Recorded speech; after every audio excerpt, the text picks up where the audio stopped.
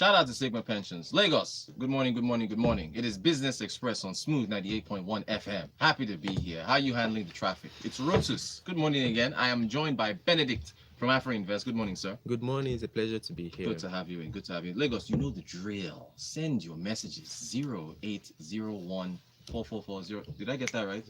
0809 4440981. What's wrong with me? I think I'm typing at the same time as I'm talking. Also, YouTube, we're streaming youtube.com/smooth91. And also follow us on Twitter at smooth91fm. I'm going to post some juicy information on one bond that got listed last year, which people are linking to this Okada ban. But we'll get into that one later. Let's first of all start with our dear president of the African Development Bank, Mr. Akiyomi Adesina. He was speaking at an event where he said that, I think they released their reports, 2020 report. Yeah, the African Economy Outlook 2020 report. African Economy Outlook 2020 report, where he said that, I love this headline, he said we can't eat GDP. That's very true. We can't eat GDP. Explain what he said. What does he mean by we can't eat GDP? Okay, so basically, I don't know if you can remember, I believe it's around 5 or 6 years ago, where overnight they were so happy because Nigeria GDP for the first time surpassed that of South Africa. I think I remember the headline back then. Yeah. So when that happened, people were so happy because it showed that the economy was growing. But when we reflected and looked into the country itself, we noticed that despite increase in GDP, we could not see the inclusive growth. We could only see an economic growth, but not an inclusive growth. And when we mean inclusive growth, we mean growth in the lives of the people of Africans. So basically, we can see growth all around the African nations. However, we can't see growth in the life of the citizens, especially those within the poor category. Year by year, we continue to see the income gap between the rich and the poor widen.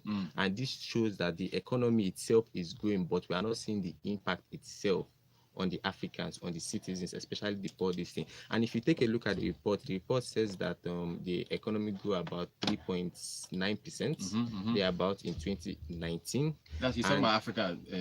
Africa in general. And most of the growth came from 18 countries. Compared to the 40 countries we do have. So from what we saw in this, you notice that this growth was even moderated. Nigeria was also one of those that contributed the high growth, but the growth was moderated, and we found out that most growth came from investments and not necessarily production, not necessarily manufacturing. And so this tells a little bit about the lack of human capital in Nigeria as well as in the whole of Africa. So basically what I'm trying to say is that Africans or the citizens lack the capability needed to work or to produce things for the economy in order to drive more growth, not just for the economy, but for themselves as well. And also the report also mentions, or rather the main drive of the report is the youth being the workforce of the future.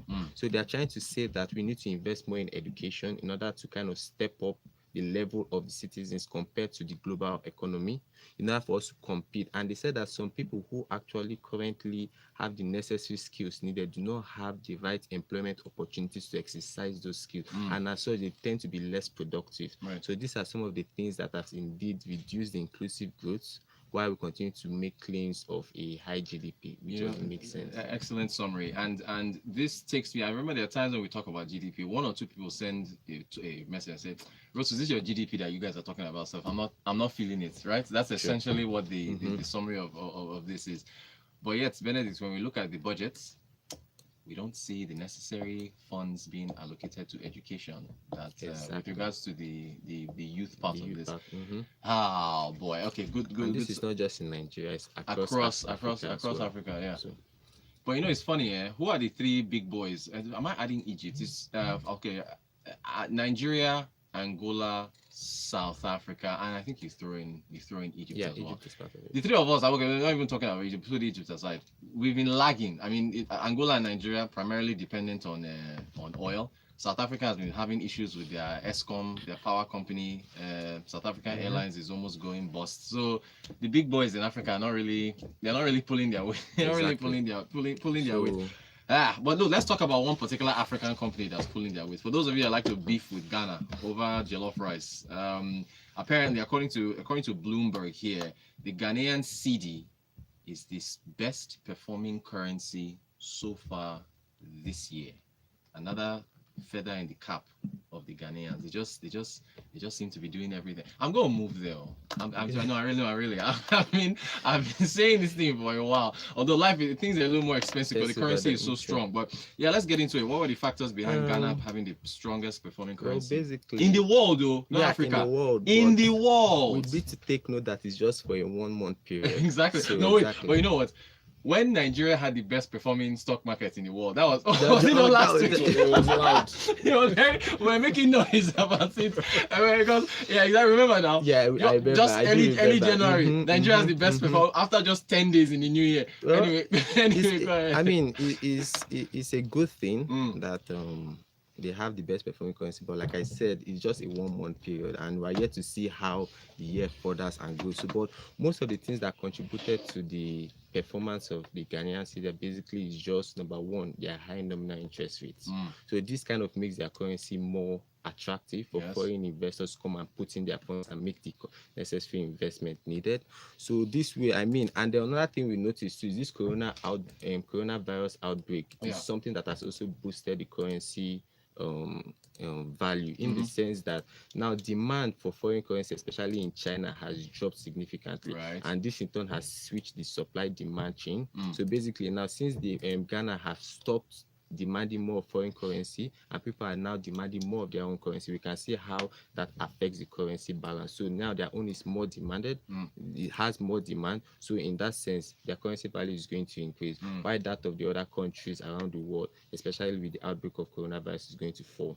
And then also one more thing we saw is they plan on issuing a euro bond, about $3 million, which they believe will boost their foreign reserve, and as such will help kind of create a stability exactly in their foreign currency. Exactly. So those are some of the key highlights that kind of in a way, but like I said, this is just a 1 month period. Moving forward, we don't actually, I mean, if you see last year they also still had a high nominal interest rate, but they recorded a weak currency depreciation of about 13%. So we don't expect to actually, like I said, it's just a 1 month period, so we have to see how the year turns out. So the high nominal interest rate is not really a guarantee that this trend is going to continue. And then also in terms of the euro bond they intend to issue, we'll have to see how that is going to come or play a role in the economy as well. All right, good stuff. I'm still moving to Ghana. I'm still going to, in the near future, Papi K says, is additional and Benedict saying that Nigeria GDP is audio GDP, and then he puts some laughing emojis. It is. Prince sends a chart. I haven't seen, is this the MSCI index? I can't really see it, but I think it's showing performance, African performance of with regards to return so far this year in January 2020. I can't really see the chart, but Prince, thanks for sending it. I'll take a look at it. Dakpo says, Rotus, Benedict, this report is not different from the Africa Agric report you gave some time ago. Africa lacks capabilities to create value on top of our raw materials. That's why we can't see the positives in our growth and our people. Thank you for that, Dakpo. Yinka says, I don't understand all these reports that keep reporting what we know. Education is not properly funded, so what? Even the children of the Oga at the top didn't school in our so-called educational system when he's not blind. So what do we expect? Please let them report another thing, I beg. Yinka, I trust you. How is this from here? Kenneth, hi Rotus, I totally agree with Benedict on the GDP issues. We might experience growth in GDP, but we lack inclusive growth. Day on day, per capita income is reducing. If you are close to the downtrodden or happen to get to where they dwell, you will understand the plight of people, what people go through to have a meal and to sustain life. It's tough out there. Thank you for that, Benedict.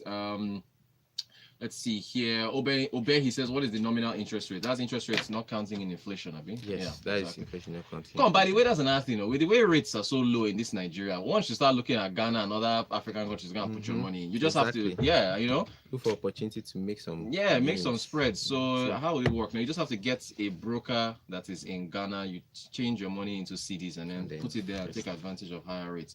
Okay, this story, let's move to the Anchor Borrowers Program. Lagos, a year or two ago, I know Premium Times wrote about this, but me, I put my hand up. I think I dismissed the story, and other people dismissed the story, saying Premium Times was just trying to start trouble, and they were trying to attack this administration. But I think this is coming from the government itself, right? Yes, it is. The story just came out yesterday that the federal government is taking how many? 70,000? 70,000, yeah. Not 700, not 7,000. 70,000. They're taking 70,000 farmers in Kebbi to court for not paying back loans from the Anchor Borrowers Program. Can you believe that? So, in fact, please, Benedict. Hey, okay, God. so just to give a brief background of the Anchor Borrowers Yes, please program, give us so the brief. It's just like a way for the federal government to kind of aid agriculture in the country. Yeah. So basically, I think back in 2015, in November, the federal government launched the Central Bank Anchor Borrowers Program. Yes. And the main aim was to create a linkage between the anchors and smallholder farmers in order for them to like make their produce and sell to the so it can either be in kind or in cash. And then there's a detailed document stating all the rules and regulations that guide this contract. So, and from this program that was initiated, about 220 billion naira was issued or offered as a loan available to these smallholder farmers. And what we've seen over the previous years between 2015 and now is the inability of these farmers who have gotten this loan to pay back. Like you already said in 2017 when it was stated by Premium Ties and it has been dismissed. Now I wish it was taken into consideration because now we are seeing the effect of that. Now out of the 70,000 that is being taken to court, I think about 200 have claimed to have made payments for the loan. So, but showing that 70,000 have not made the payment, it now tends to ask why, because data also shows that this loan that was given out has actually made a huge contribution, because back in 2015 about 70,000 metric tons of rice was being produced, but by 2016 we saw about 1.2 million metric tons of rice. So basically it means that this loan was actually doing something, which means they made profits, or one can claim they made a profit out of it, able or capable of repaying back this loan. So one ponders or questions how, or the possibility of them not making the loans payments at the appropriate time. So it's time we look at the infrastructures in place set to take back these loans, or what the payment plan was like, and how the banks that were issuing these loans went about collecting those loans. So one has to question where did it all go wrong. So this is kind of a little bit, there's a little bit of gap within the story. We really don't know where the fault is coming from, but right now the federal government is looking forward to getting back their money, and one way of doing that is to take them to court. But also another thing that's very important to know is that when getting a loan, one usually gets collateral. Yes. So I'm quite pondered why we didn't hear anything about government trying to reclaim a sort of collateral back from the small farmers. See, and that is an excellent. You just took the point from my head. Benedict, these are poor farmers, poor subsistence farmers, and by definition, most of these guys, they are farming for themselves, right? So that figure, that metric ton figure, from prior to the Anchor Borrowers Program and then after the post, the growth, I think is you're looking at them as a collective, right? What confidence do you have that they can collect their money back? I have my Lagos. Do you think they'll get their money back? I mean, I don't. It's you're taking a farmer, a poor farmer to court. I mean, I don't. I don't know whether how successful they will be. But this is another thing that really alarms me. This is just from one state. One. The Anchor Borrowers Program, is it not nationwide? Yeah, it's nationwide. It is nationwide. So if Kebbi, what's the population of Kebbi? If Kebbi has 70,000 farmers that haven't paid back, surely that has to be extended across the nation. And so it now I don't know, it's really bothersome. Let's take a look at some of these messages here. Darlington says, good morning, Rotus and Benedict. One of the successful factors of the Ghanaian city has to do with the rejuvenation of their policy a few years back and sound monetary policy and implementation. But for our own CBN, all now wash. Let's see here. Okay, Prince comes back. The chart shows African countries' growth in January 2020. Based on what metric now, Prince? What's the metric of growth? It's GDP now. Well, GDP figures aren't out yet. Let's see now. Akeem, how can they pay back? They've married more wives and produced more children. Akeem. Modupe says the analyst is right on the money. That's Benedict. That the challenges facing farmers is way more than lack of funds. Also includes infrastructure and power, other things that erode returns in agriculture. Also, if the federal government is finding it difficult to recover loans, what do we expect? Thank you, Modupe. Let me read this on loud. Okay. Modupe says also, if the federal government is finding it difficult to recover loans, what do we expect to happen with banks being forced to increase their LDR in a short period of time? This non-performing loan thing, Benedict, it might come back, or it might come back and hit us up. Blessing says, Blessing. Okay, they're not getting anything back. Those farmers have been owing for a long time. So you see, it's troubling. No, it's quite troubling. But we shall continue to monitor things, and we'll see whether we get other news coming from other states with other farmers facing the same issue. All right, let's quickly go to Interswitch. This is really a Tech Friday story, since Interswitch is a tech company. But today is when did they float this bond? It's not Monday or Friday, before Thursday. By the time we wait until Friday, it will be stale news. So anyway, they floated a bond. Yeah, I mean, there's not much to talk about that. They floated a bond. But it's what do you see behind there? Basically, all we just saw is them listing on the NSE. I mean, this bond has been issued already since last year. So they last year, okay. Issued since last year. It's just that they just came on a public forum, rather on the NSE the Nigeria Stock Exchange now to list their bond, and their intention is to raise more capital, or rather to raise capital. But what we see, or what we are seeing from this is, should I say, an opportunity for them to test the waters, I can let them see how the NSE function, and if they see it as a possibility for them to probably list moving forward. But now for them to do that, they need to understand the market itself and see how it goes. Yes. Also, Lagos State, while we're on the matter of bonds, they, apart from their 500 billion series bond, I think the another tranche was 100 billion, which was on, I think it was Thursday or Friday. This is for infrastructure. This infrastructure story that we continue to talk about with Lagos State. So then they've listed their own, and we shall hope for the best, Abby. Although it was oversubscribed, I hear it was oversubscribed, so investors still have faith in Lagos State's ability to pay back. It's so that's good. That's good now. So my own is, when will we see look, I want a rail. When is this monorail going to happen? This rail that will take me to Moe, so I can move out of where I live and go and live in Ogun State. The question more is, the fund being requested, is it enough? Is it sufficient enough to do the work that is needed? So 100 billion naira. Can you imagine saying 100 billion naira is not enough? Just show you where things are today. Hey, gosh. Okay. We're rounding up. Valentine is giving me the air traffic control signals. Okay, Prince says it's primarily equity markets. Okay, cool. Isaac, good morning all. With our policy, says it's been a while. Isaac, where have you been? Good to have you back with your message. With our policy contradictions here and there, why won't Ghana perform better than us? That's a good question. Kenneth comes back on the non-refund of the loan by farmers. It's worrisome. The essence of repaying the loan is so that more people can apply and get similar loans to boost their farm capacity and yield.